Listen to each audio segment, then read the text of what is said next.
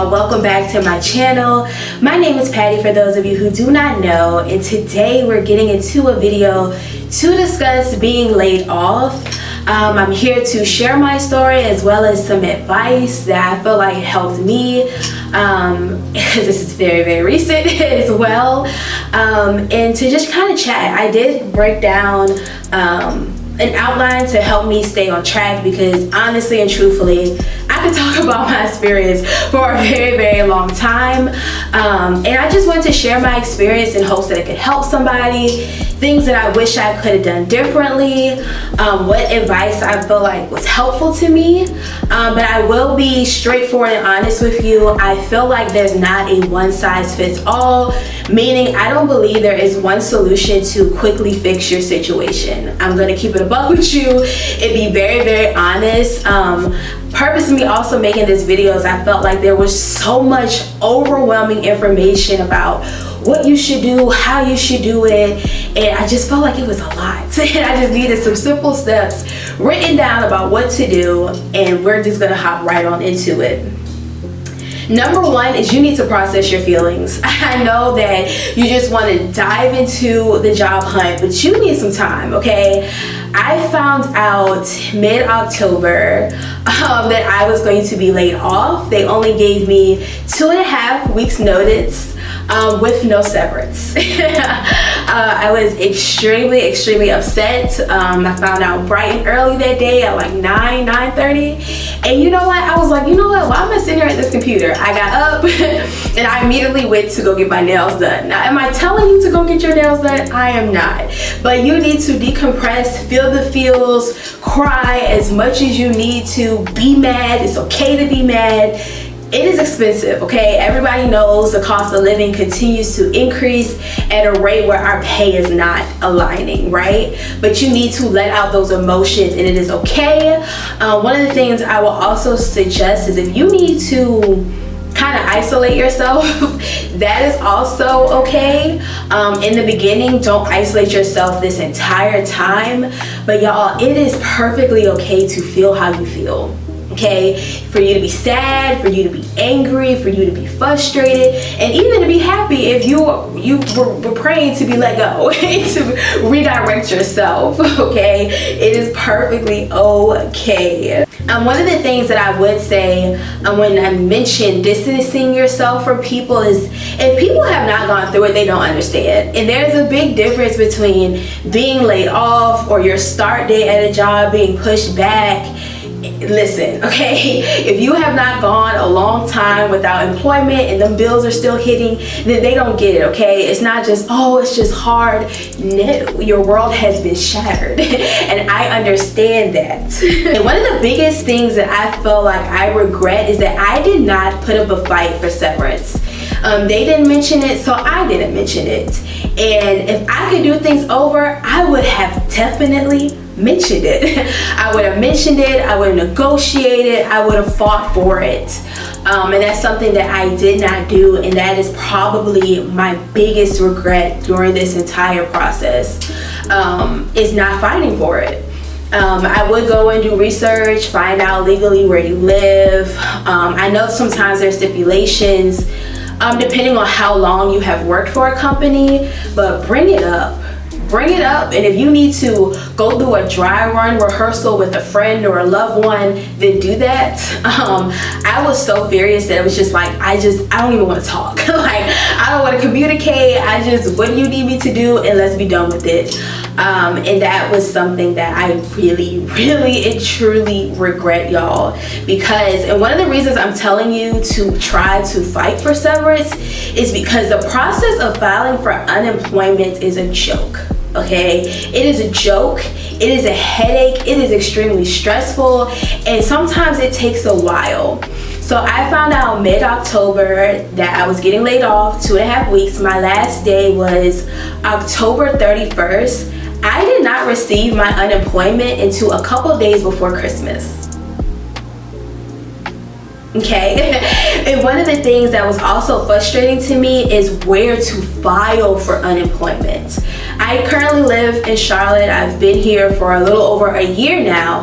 However, when I moved here, my company was based out of Virginia. and I was very teed off that my company, my old company, the HR told me to file in North Carolina, and that is not correct, y'all. That is not correct. That is not correct. You have to file in the state in which your company pays its taxes, which is typically where that company's headquarters are.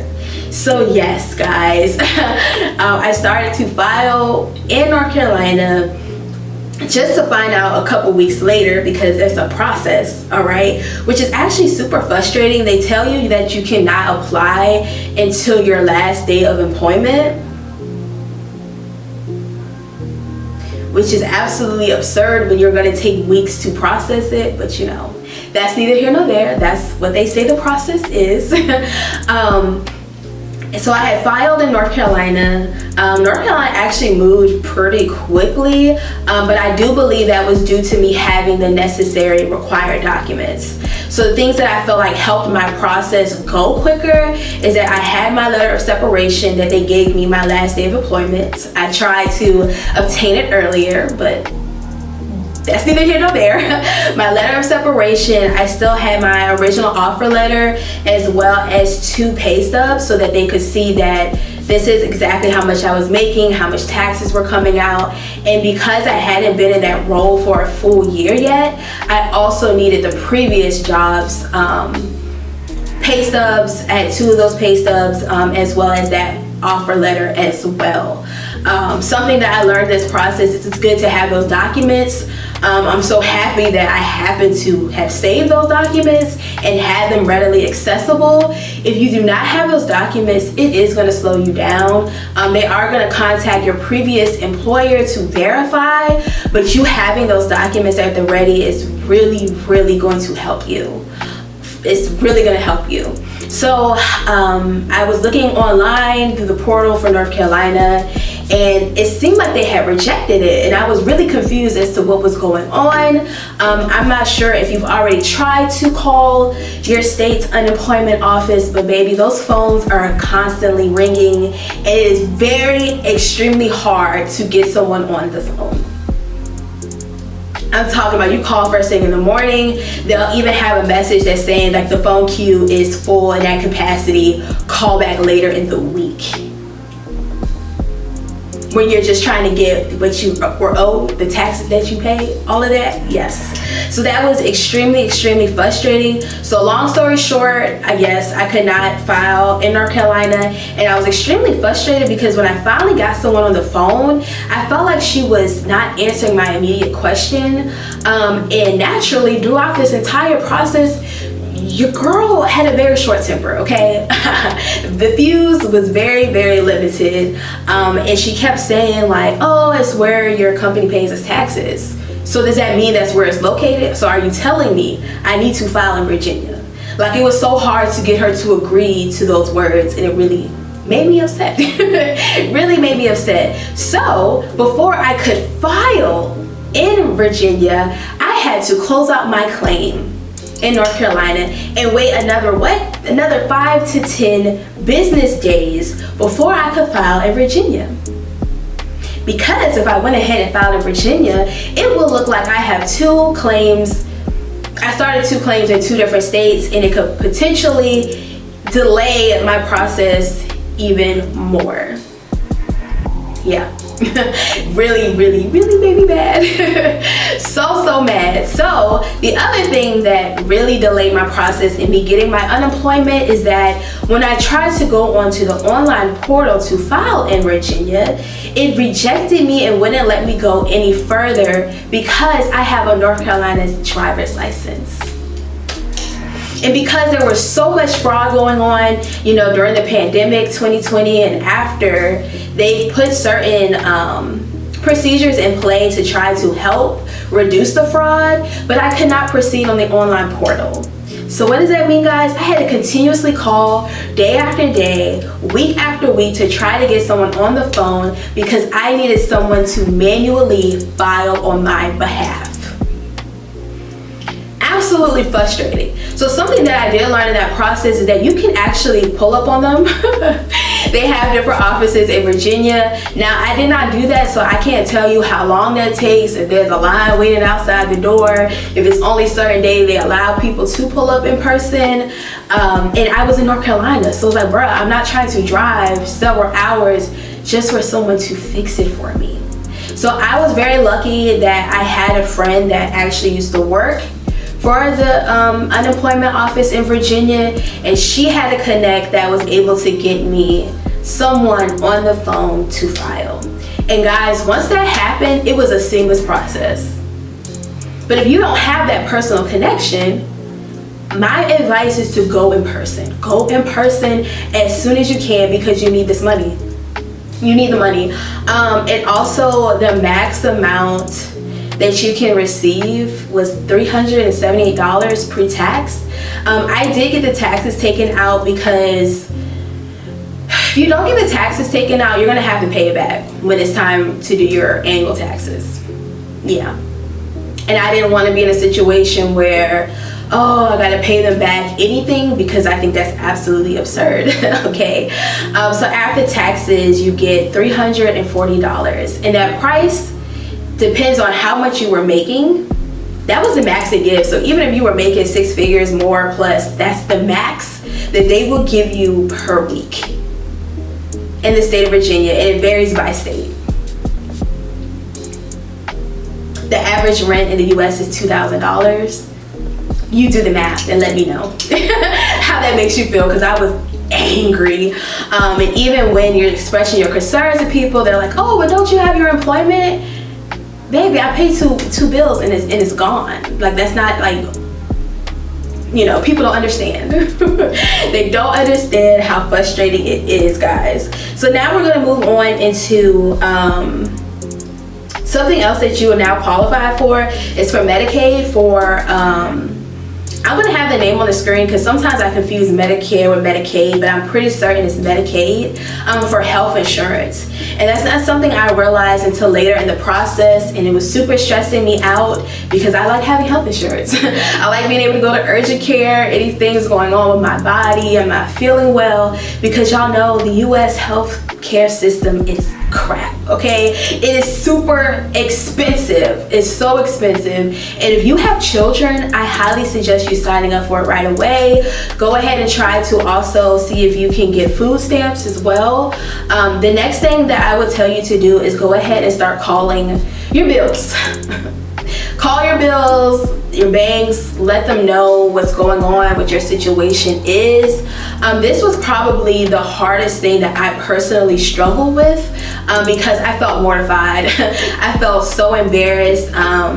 I was so upset and ashamed, which is out of my control, you know, it's out of your control, but it was really hard for me. And I'm very fortunate that I had a loved one, my sister, who sat on the phone with me as I called people to let them know. And I'm going to tell you that sometimes with the person you receive on the other end, whether you're calling like your credit card company, you might get 2 completely different responses. So I have a Citibank credit card that I could not meet the payments. I was paying like $400 on it a month, and I could no longer do that. So the first time my sister was on the phone with me, we tried to call. Y'all, this lady was so disgustingly mean. And it just made me shatter. Like, we got off the phone, your girl was bawling. Like, she was not helpful. She kept asking, did I have an employment? Do you have somebody that can lend you money? And I was like, lady, my priority is rent, okay? I need to make sure I got somewhere to lay my head. My priority isn't trying to pay y'all this credit card. She was not helpful. We kept trying to negotiate. Well, do you have this much? No. Do you have this much? And they'll keep going down with you, so don't say yes to the first number they give you. Don't do it, because they will continue to go down. So after speaking with her, I decided that I'm just gonna table this, not deal with it for a few more months. And when we called, my sister helped me again like 2 weeks ago. Guys, I was so upset that they have a program, okay, in place for when things like this happen. And not only are they gonna just close that account for me, because like I don't, Citibank was like my worst credit card experience ever. We'll talk about that in a completely different video. But they are going to lower the payments. almost cut my payments in half. Take off the interest, guys. Take off the interest, which was ridiculous. It was 30%, okay? Take off the interest and I can just pay it off and be done. And that was not an option that was given to me the first time. So I'm gonna tell you to be persistent. You know, if you need a break, call 1 week, then call another week and see if you get someone more knowledgeable and more understanding. And the second time we called, that person was so nice, so sweet, so understanding, gave me different options. It was just like night and day experiences. So don't give up on your first time. Try to get somebody else. Hang up on the person if they're just being nasty, you know. I understand it's a very frustrating job to have, but you're going through a very huge thing in life right now, and it does not feel good. It does not feel good. The same thing happened when I called my other bank, my primary bank, for that credit card. No, sorry, not credit card. I had a loan through them. That was also paying about the same, about $400 a month on. And when I first called, the guy like pushed my payment date back. Like I was still doing good through this process with trying to pay it, but this past month was like, bruh, I can't. And would you know, this guy just pushed back the dates of the payment, so it was still pulled from my account. And when I called the bank, got a completely different person again, y'all. And once again, the lady was like, absolutely, when you signed up for this loan, there was a condition in there that helps you if you have been laid off or a heavy life situation occurred.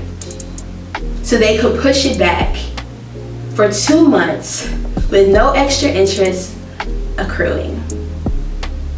Just by getting a different person to answer the phone, guys. If you're in North Carolina, Duke Electricity also has a program that they can help you with. I believe AT&T does if that's your internet provider.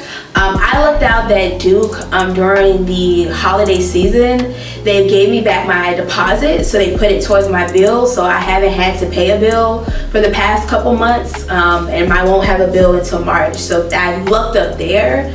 But I think that's going to be one of the hardest things you have to do during this process is calling your bills and telling them like, I don't have it. It is humbling. It feels incredibly uncomfortable. I could really sit here and cry about it because it is very uncomfortable. It's really hard when you work so hard to build your credit and you got that good credit score and standing to just see it crumble, but it's okay. You can get it back. You can try all the things you can. The next thing I'm going to tell you to do is start applying for jobs. I mean, clearly, you know that's what you have to do. And you're going to see so many different videos, y'all, because there is like, I know people don't want to call it a recession, but there's so many people that are being laid off across different industries. And there are people who are having a hard time finding jobs, even with degrees. I will let you know that I do have a bachelor's degree. And while I don't feel like, I mean, most jobs I don't really feel like you need a degree to do, to be perfectly honest. I feel like they can train you. I do feel like still to this day, 2024, jobs will use that you don't have a degree to justify paying you less. And that's just what it is. That's actually why I went to school, because, you know, I didn't have any other really crafting abilities, you know, going to school for welding, the trades, that just wasn't my gift. But they justify it paying you less if you don't have a degree. And you know, some of the minimum requirements still require you to have a bachelor's degree. But I'm telling you, like, y'all, the job market is so hard. There's people with master's degrees, all these different certifications that are still having an extremely hard time finding jobs. And you will see, as you're going online to these various job sites, there are plenty of jobs posted, right? What this disconnect is, y'all, I really don't know. I started to feel super alarmed when I started seeing even white men complaining about jobs and trying to get jobs. And I was like, if they're complaining, then you know it's gonna be extra hard for the women and the minorities who are also out here looking for jobs. And you know, there's plenty of statistics that'll tell you that. So we don't even have to get into that discussion there. But trying to use keywords in your resume. I know some people have spoken against using ChatGPT, but applying for jobs is mentally draining. Okay, it is draining going through all these job boards looking for positions that you feel like you qualify for, that in of itself, and then actually going in to fill out all of these applications where you're regurgitating the same information over and over again. Even though they'll ask you to upload resumes, you still have to manually put in all that information. I would try to look up like keywords in your industry. I would say start looking at different recruiters and telling you about their experiences. There was a recruiter, a video that I saw yesterday where he posted and he was like, you know, a couple years ago, I could post a job and within like 24 hours, I would get 400 applicants. And now when he goes to post a job, he's getting thousands, several thousands of applicants. So they do have to go through those resumes, and it does take time. I'm going to tell you that for me, I did do that hack of where you go to that job description, adding the copy and pasting those roles and responsibilities and pasting them into like the footer, size 1 font, white it out. I have heard some recruiters saying, oh, they know it, oh, they see it. I don't care, okay? These images that they're using, it's AI, guys. They're looking and pulling keywords. So those keywords aren't there, and you really don't have the time to sit there and recraft your resume for each and every job application. You can do that when you're already employed and you're just looking to move up or move around. But when you are desperate and you're trying to do 5 to 10 plus applications every single day, it is mentally taxing. Something I did hear one recruiter say is to start doing cover letters. Y'all, I didn't do no cover letters, okay? My goal was just to get in as many applications as I could. I was heavy on LinkedIn. I've heard negative things about Indeed. I did put out some on Indeed, but I've heard that there's a lot of spam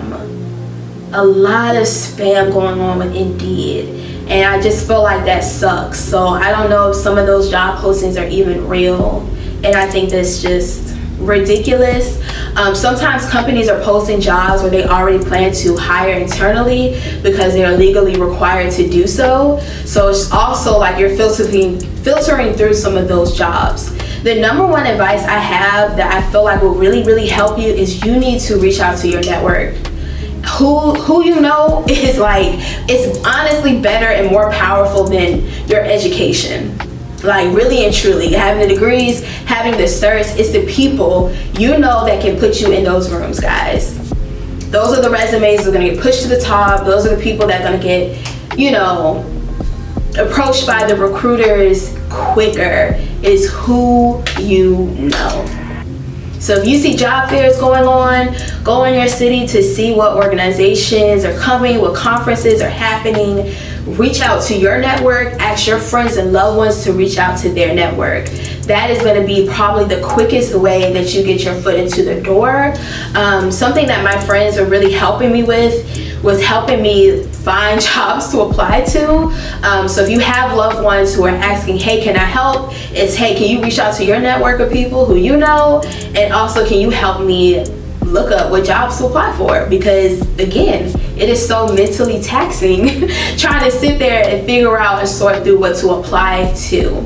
One of my friends is actually responsible for the job that I was hired for, and it's with the city. I didn't even think like, oh, let me look up the city jobs or state jobs. I will tell you the hiring process is slow. It is mid-February, might be March when you're seeing this, and my first interview was in the first few days of December. Yeah. Second interview, in-person interview, was in January, and my first start date is until the end of February. So while you're in a rush, they're not really in a rush. So that's also a part of the thing that slows things down, guys. So I would say look up your city universities, state universities that's close to you, looking up city jobs, state jobs, substitute teaching, doing applications for staffing agencies, temp agencies. Those are going to be your keys, guys, honestly and truly. And I know some people are kind of in this mode where they want remote work.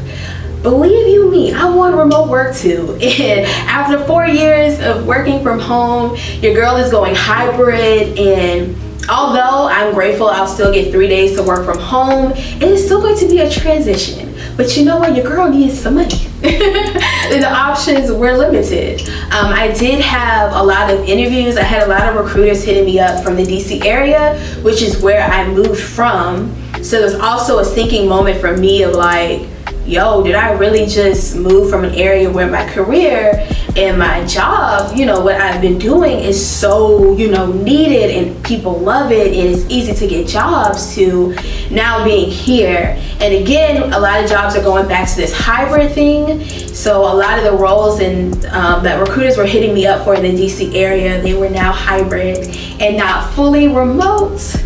The next thing I'm going to tell you to do is that you need to start practicing your interview skills, okay? Once you have somebody contact you to go through that interview, you need to stand out.